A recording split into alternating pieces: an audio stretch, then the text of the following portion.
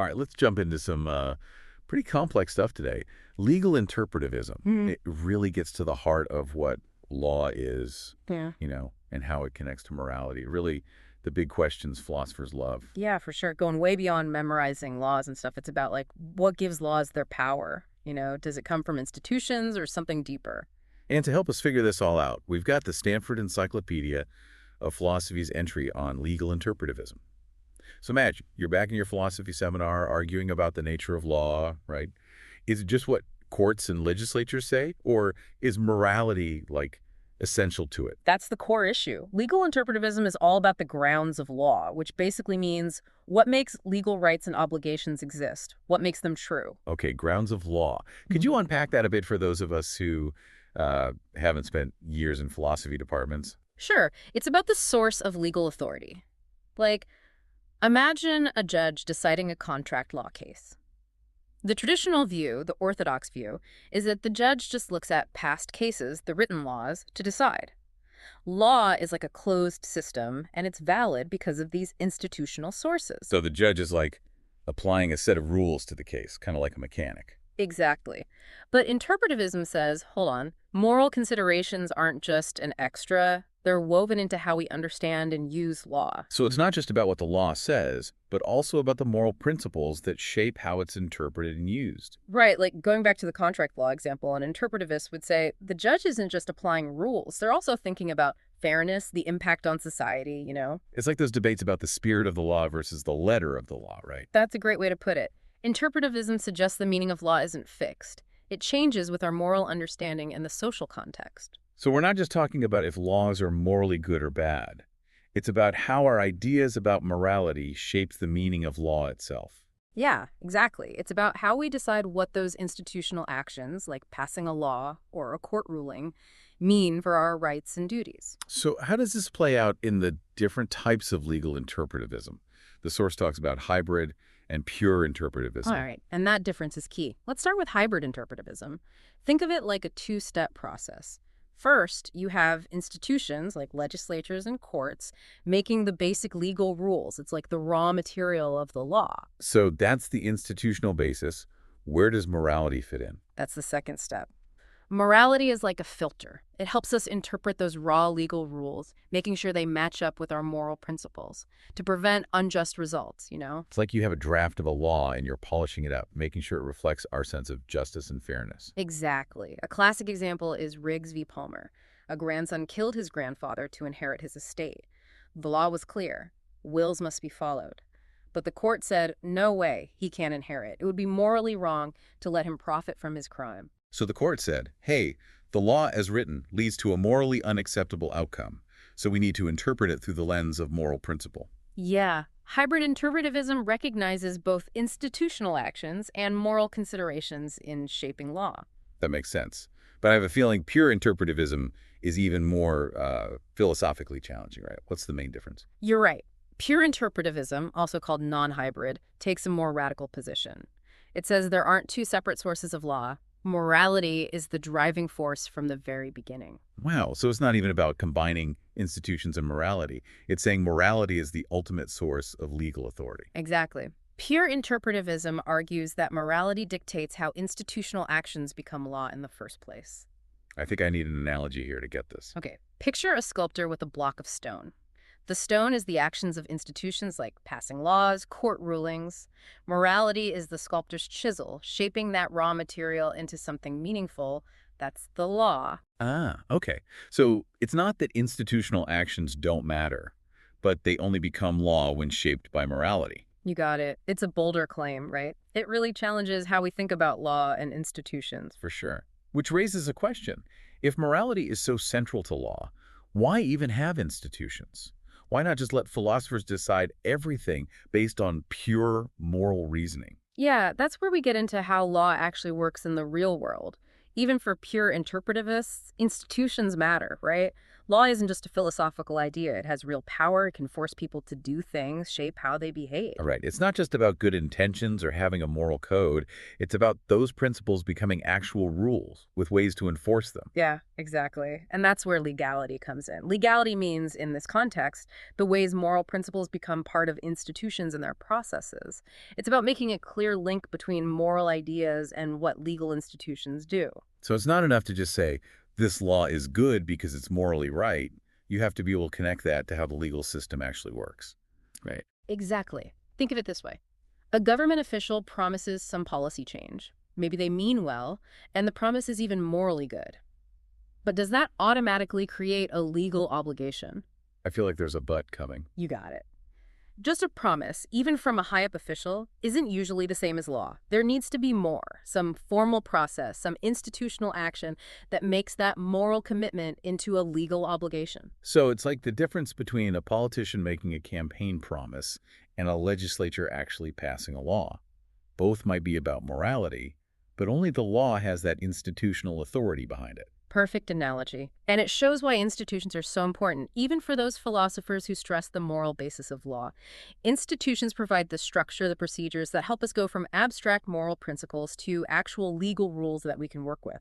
But doesn't this lead to more philosophical problems? Uh, Different people, even different philosophers, might have totally different ideas about what those moral principles should be. Definitely.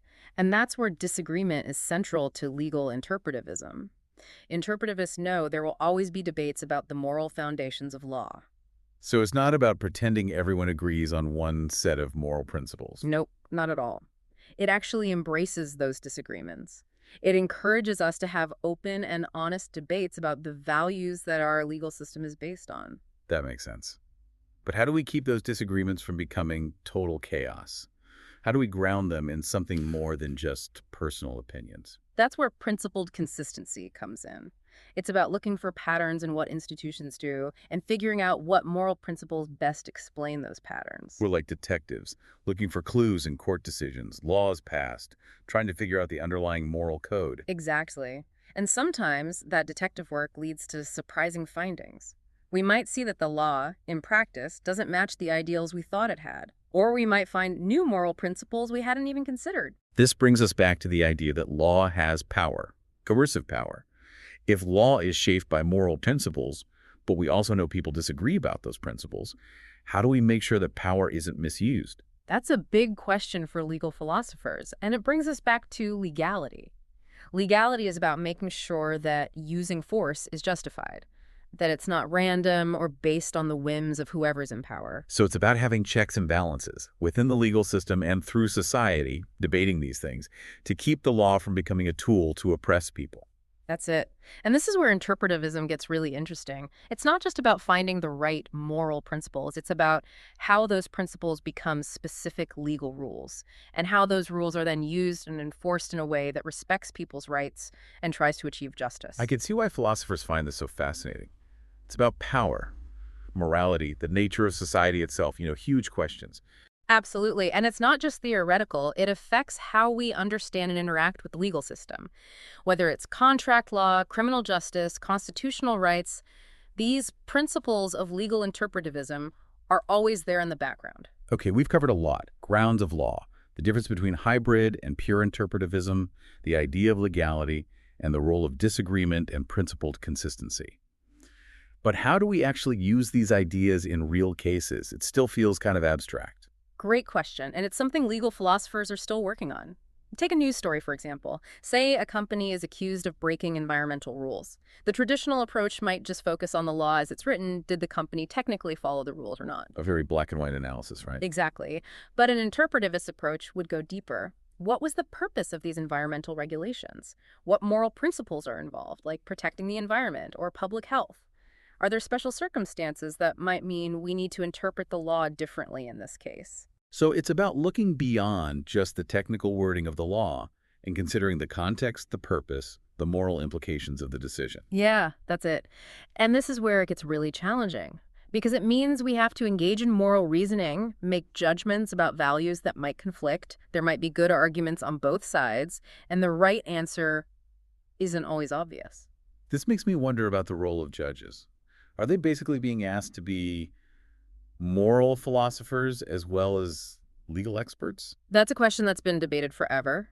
Some say judges should just stick to the written law and leave moral judgments to the legislature. Others, especially interpretivists, say that moral reasoning is a part of judging, especially when the law isn't clear or has multiple interpretations. So there's no easy answer. It seems like the relationship between law and morality is complicated and keeps changing. For sure. And that's what makes it such a rich area of philosophy. It makes us think about justice, fairness, where legal authority comes from. This whole discussion of principled consistency is really interesting. But it also makes me wonder, does this mean that every single thing the government does, every law, every court decision, creates a legal obligation? That seems like it could get out of control. That's a really important point. Interpretivism doesn't say that every moral consequence of what the government does automatically becomes like a legal obligation.